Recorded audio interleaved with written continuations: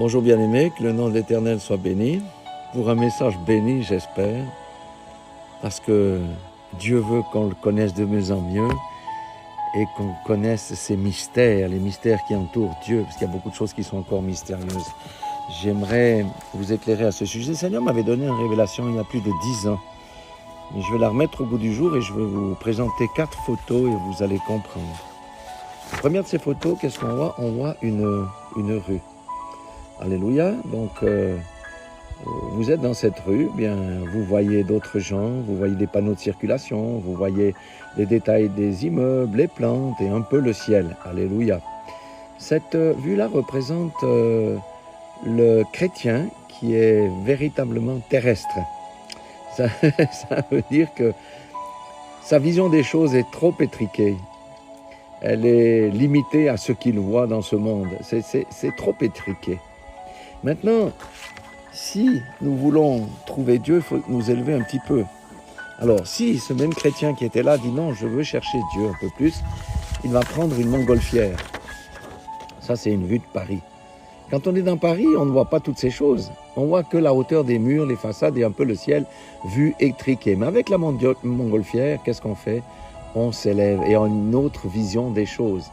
C'est la même chose lorsque nous lisons, nous méditons la Bible. Plus nous méditons la Bible, plus nous nous élevons, plus nous voyons les choses que nous ne voyions pas avant, parce qu'on était coincé avec notre petit niveau terrestre charnel qui était à la hauteur de nos yeux et de nos 5 sens. Ici, on a une vision beaucoup plus large, qui montre les choses, qui donne à mieux comprendre les choses. Et si on cherche Dieu, eh bien, on va toujours plus haut. Quelqu'un va prendre une navette spatiale. Dans 20 ans, ça sera quelque chose de commun. Si on est dans une navette spatiale, on va pouvoir voir la Terre de différentes manières, puisqu'on va tourner autour d'elle. Et là, on va commencer à voir la grandeur de la puissance de Dieu, qui a tout établi par sa parole. C'est vraiment merveilleux de voir de telles choses. On n'est plus étriqué avec nos yeux, mais là on peut commencer à percevoir la puissance de Dieu, la science de Dieu qui fait tourner cette boule autour du soleil.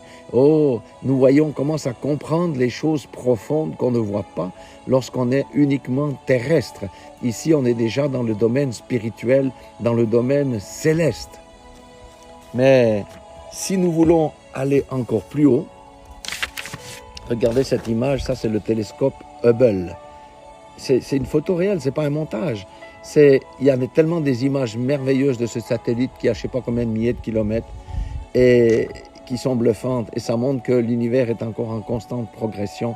Ça montre comment les étoiles se forment, ça montre toutes sortes de choses.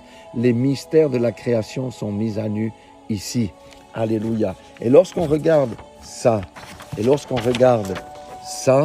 nous voyons Elohim, Yahweh Elohim, le Dieu créateur. Lorsque nous regardons ça, nous voyons les œuvres des hommes. Lorsque nous regardons ça, nous voyons les œuvres des hommes. Qu'y a-t-il de commun entre les œuvres des hommes et les œuvres de Dieu? Je vous le demande. Qu'y a-t-il de commun entre les œuvres des hommes et l'œuvre de Dieu? Il n'y a rien de commun.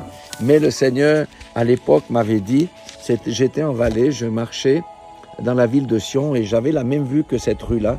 Mais ensuite, il y a des collines derrière Sion, il y a un coteau, il y a des vignes. Et quand je suis monté sur le coteau, j'ai commencé à voir la ville. Et après, moi, j'aime marcher en montagne, dans la haute montagne. Quand je suis à plus de 2000 mètres, j'ai une vue sur la vallée. Et quand je monte même à 2500 mètres, j'ai une vue sur toutes les montagnes qui entourent. Et le Seigneur m'avait dit à l'époque, plus tu t'élèves, plus tu me connais, plus tu cherches à me connaître, plus tu auras une meilleure compréhension de mon plan et des mystères.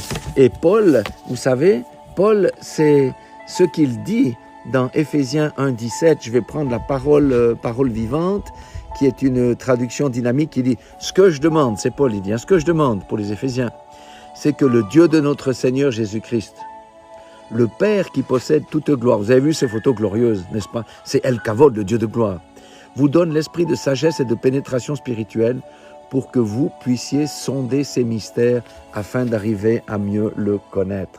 Aujourd'hui, je vous le dis, la plupart des chrétiens, nous connaissons Dieu au travers d'une vie très épaisse et très sale.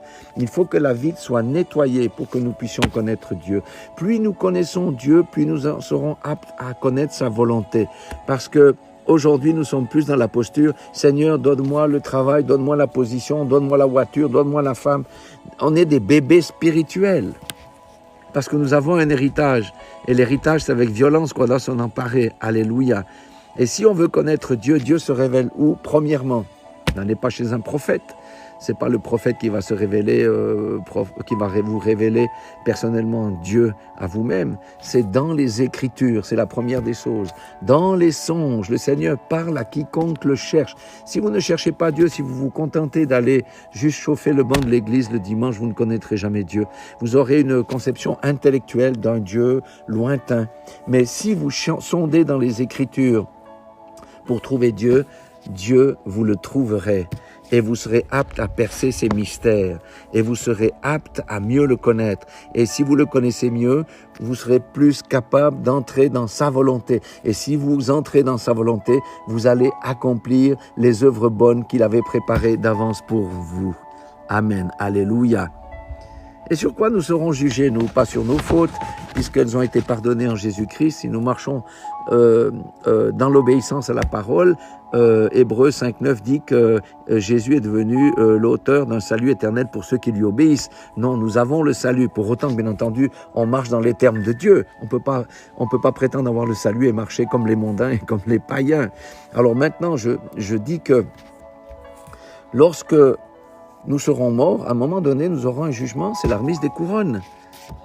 Et qu'est-ce qui va déterminer la remise des couronnes? C'est les œuvres bonnes qui étaient préparées pour nous, que nous aurons pratiquées ou pas. Il y a des gens qui auront peut-être des couronnes en plastique ou pas de couronne du tout, ça va être une honte pour eux. Donc n'oubliez pas que le Notre Père dit, Notre Père qui es aux cieux, que ton nom soit sanctifié, que ton règne vienne, que ta volonté soit faite sur la terre comme au ciel. Comment la volonté de Dieu peut être faite sur la terre? Par notre obéissance au Saint-Esprit, par notre obéissance à la parole de Dieu. Et lorsqu'on est obéissant, le Dieu Tout-Puissant va se révéler au travers de nous, puisque nous sommes la lumière du monde, et la lumière chasse les ténèbres. Et le Dieu de gloire, El Kavod, va revenir au milieu de l'Église. L'Église, c'est pas les bâtiments, ça n'a rien à voir avec tout ça. L'Église, c'est vous et moi. Ça veut dire que la lumière de Christ sera tellement intense en nous que les malades seront guéris à notre passage. Ce sont les choses que la Bible déclare, mais que nous devons entrer avec foi. Mais on ne peut pas pénétrer ces choses-là si on ne fait pas l'effort de chercher Dieu.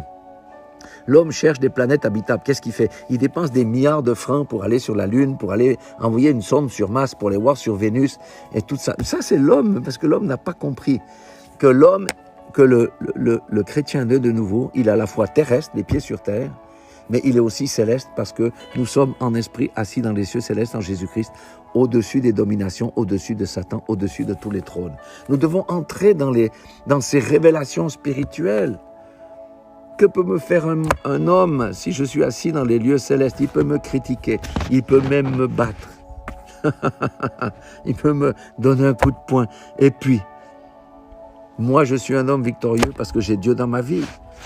Dieu n'a jamais dit crois à mon fils le Seigneur Jésus qui est venu pour sauver ta vie et tu auras tout ce que tu veux sans effort en sirotant ta bière derrière la télévision. C'est pas ça qu'il a dit. La vie est un combat. Nous devons savoir que nous sommes dans un combat spirituel, mais nous devons connaître Dieu, qui il est. Je vous donne juste 2-3 exemples. Il est Yahweh, celui qui suit. Il est Yahweh Elohim, le Dieu créateur. Il est Yahweh Elohim Mashamaim, c'est le Dieu du ciel. Il est El Elyon, le Dieu très haut.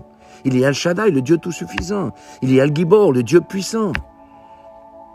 Il est El Olam, le Dieu qui n'a ni commencement ni fin. Il est El Emet, le Dieu de la vérité. Il est Yahweh Esh, le feu dévorant. Yahweh Malké, celui qui frappe mes ennemis.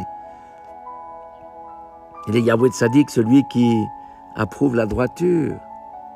Il est Yahweh Sali, ma forteresse. Nous avons tellement, Dieu est tellement grand, je vous dis que si juste on travaille sur le nom de Dieu, eh bien vous allez voir qu'on a un Dieu qui a 1000 facettes comme un diamant, et toutes ces facettes sont pour notre profit. Ah, il est Yahweh Tzidkenu, Jéhovah Tzidkenu. Il est ma justice. Quand on m'attaque en justice, qui c'est qui me défend? C'est pas mon avocat, c'est Dieu lui-même qui va m'accorder sa faveur devant le juge. Alléluia. Nous devons entrer dans ces choses-là. C'est pourquoi Paul dit, je prie que vous ayez un esprit de sagesse, que vous soyez revêtus d'un esprit de sagesse et de pénétration spirituelle, autrement dit de discernement, puisqu'on puisse sonder les mystères de Dieu afin d'arriver à mieux le connaître. Et quiconque connaît bien Dieu connaît sa volonté. Et quiconque connaît sa volonté, il va l'accomplir. Et quiconque accomplit la volonté de Dieu, eh bien, va entrer dans les œuvres bonnes qu'il a préparées pour nous d'avance pour les faire. Et il aura une couronne glorieuse. Frères et sœurs, nous vivons dans les temps de ténèbres. Il est temps de nous élever au-dessus de la mêlée. Prenons de l'altitude, prenons la montgolfière, comme je l'ai dit. Prenons la navette spatiale, allons jusque dans la sonde Hubble pour trouver Dieu. Et Dieu se laissera trouver par celui qui le cherche. J'ai pas le temps, je suis stressé, j'ai le travail. Et la nuit, tu as le temps. Moi, qu'est-ce que je fais la nuit? Je sors la nuit. Enfin, je sors, je prie la nuit, je me dis. Des fois, je sors pour regarder le ciel, pour louer Dieu. Des fois, c'est 2 heures, des fois, c'est 3 heures du matin, des fois, c'est 4 heures, des fois, c'est au petit jour. Nous devons payer un prix, frères et sœurs. Il n'y a pas de récompense sans prix. La vie du chrétien, je dis du disciple, parce que chrétien, ça ne veut plus rien dire aujourd'hui.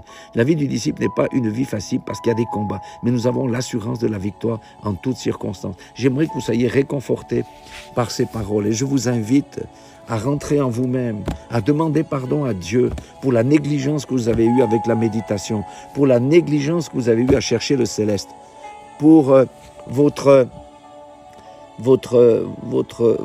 consistance à chercher les choses de la terre. Non.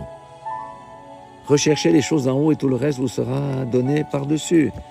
Mon frère, ma sœur, le Seigneur nous appelle. Nous vivons dans des temps terribles qui vont être de plus en plus terribles car les jugements de Dieu sont déjà sur cette terre. Il n'y a qu'à regarder autour de nous. Voilà, ce que je voulais vous dire, c'est ça. Dieu vous appelle à vous élever au-dessus de la mêlée. Je vous aime, Dieu vous aime, nous vous aimons, soyez tous bénis et je vous souhaite une merveilleuse semaine dans le nom puissant de Jésus-Christ de Nazareth.